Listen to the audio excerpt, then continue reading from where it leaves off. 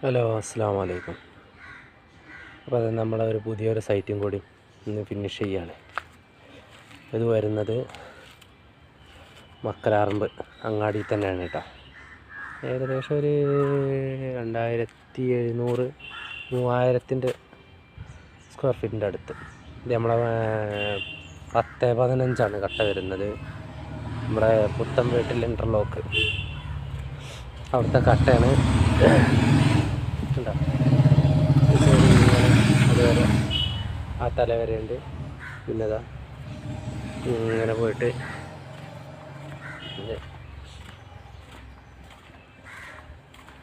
ഇപ്പോൾ 2-3 ദിവസം മുമ്പ് തീർന്നു പോകേണ്ടതാണ്. ചെറുതായിട്ടൊരു ജലദോഷം പനിന്നൊക്കെ ഇവിടെ വന്നേക്കിന് അങ്ങനെ വെയിറ്റ് ചെയ്താ.